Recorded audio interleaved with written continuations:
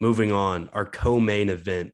What a banger for I think, people like to call the paper the paper belt, paper champion. Who cares? This is the real championship. This is what the people want to see. Aljamain Sterling's a little bitch. That guy, what a little puss. Anyways, Piotr Jan, no mercy. The Russian, he's coming at 15-1. I know it says 15-2, but we're not counting that DQ loss. That was bull, even though it was illegal. He's still the champion in my mind. He was winning that fight hands down against Aljamain. He's coming at 135, the bantamweight division, former champ, coming at 5'7" with a 67-inch reach. And the Sandman, Corey Hagan, is his opponent, coming off a tough split decision loss to TJ Dillashaw. And his only other loss besides that was against Aljo. Has some amazing knockouts on his record. If you want to go see some highlights, good Lord, does this guy have them? He's coming at 14-3. Also the bantamweight division, of course, 5'11" with a 70-inch reach. Now you see this and you start to get worried on how this fight's going to play out. Definitely a big reach and height advantage for Corey Sandhagen, but I think that we have a banger in store. I hate this. It's just sad because I agree with you. I think this is a great fight, and on paper, it's everything you want, but I hate it because I don't want to see somebody lose. I don't want to see somebody not be the champion here, especially because, admittedly, I am a Corey Sandhagen fan. I think that dude is freaking wicked. I think some of the stuff that he can do, nobody else in the world can do. I think how technical and how it's so flashy. He's flashy. I love it. Well, and he's got such great IQ. You're not landing flashy shots like that unless you're setting them up. Yeah. You're not landing that flying knee on Frankie Edgar unless you know that you have the timing and you know that you're going to catch him with his hands down. You know what I mean? My whole thing is that I never wanted to see Corey Sandhagen cross paths with Piotr Jan this early. It's not early in either of their careers. They're both at exactly 17 fights. Jan has one less loss, but this is a tough one. Yeah, I'll get into it. Piotr Jan, man, I think he does not get the respect that he deserves. I think he is one of the best pound per pound fighters in the UFC. I think he was disrespected as a champ. He beat everybody on the come up. Uriah Faber, even though he was old. Aldo. I mean, he just looked great against everybody. Jimmy Rivera was a tough fight for him. But, dude, I mean, this guy has it all. He has all the skills that you want. I mean, he's going to come in shorter and with less of a reach, but his boxing is still stellar. I think he hits super hard for a 135er. I think he's super technical. I don't think people get into his technicalities. I think he's super technical, and his timing's phenomenal. If he can stand in the pocket with Aldo for that long and batter Jose Aldo, especially how we've seen him of late, I mean, he still has it. So, and I think his wrestling is pretty good. I think his takedown game is great.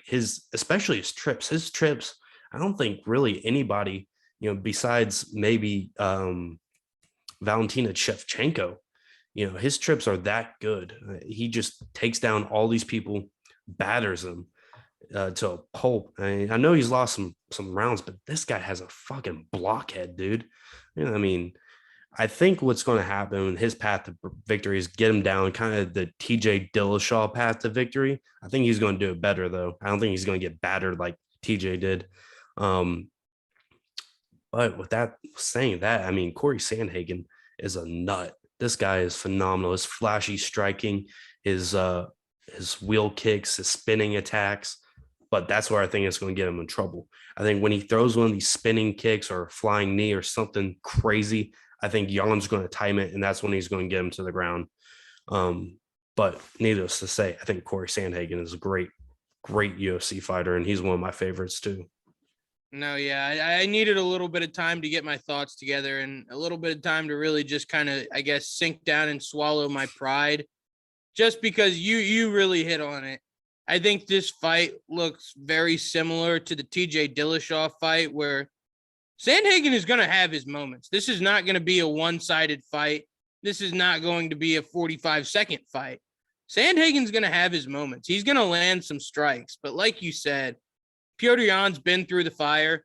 He's not new to this sport. He was the champion and probably still should be the champion if he wasn't such an idiot.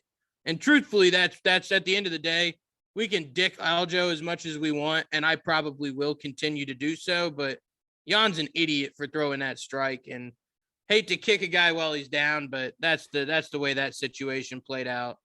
Long story short, like you said, he stood in there with Jose Aldo, who we have definitively as an MMA community decided is not done, is not washed whatsoever. He's still a very good fighter. He beat the shit out of Faber for 3 rounds. Like, this guy's got it all. I saw him on Twitter the other day throw a jumping switch kick and hit a dude in the face. And I pretty much looked at it and said, I don't think anybody but Corey Sandhagen could throw a kick like that. Well, I guess I agree with everything that you said, and I don't want to, which is the sad part about it. I think Sandhagen is going to have moments, but I just don't think that he's going to find that shot that's going to put Petr Yan out the same way that, like, you know, he got Magic Marlon Moraes and Frankie Edgar with 2 just fantastic, crazy back-to-back knockouts.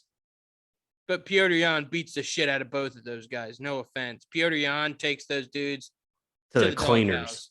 Yeah. I want to be able to pick another underdog here. I want to be able to side with the dog here, but I'm not doing it. It's not smart. It's not a great bet. I'm taking Petr Yan, and I'm taking him by ground and pound knockout. Sheesh. I wasn't going to go that far. But I do have to say this. If you're confident in that Corey Sandhagen pulls out, I mean, with the odds being where they are, that's not a bad play. Sandhagen is a plus 200 dog, and Petr Yan is minus 208 favorite. So, I mean, really, in my mind, this is more of a toss-up. I think this is a plus 100 fight on each side, or minus 100, whatever way you want to look at it. But I think the lines are skewed in favor of Sandhagen. Actually, I think Petr Yan is going to get it done. But if you're confident in Sandhagen, take him.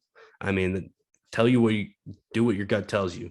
But I'm not real confident in Yan getting a TKO or submission.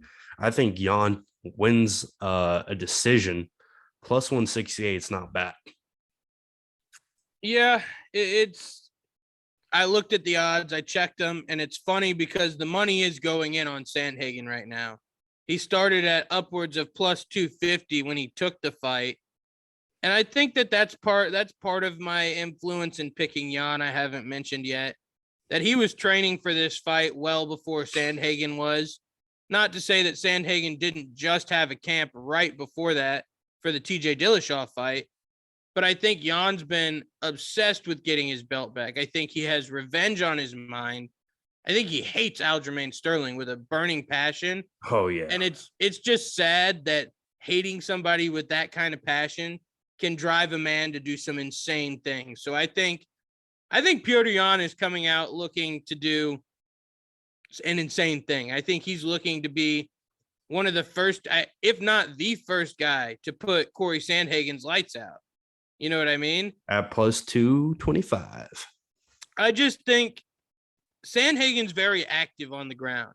Like when he gets put on his back, he's good at jiu-jitsu. I'm not going to take that away from him.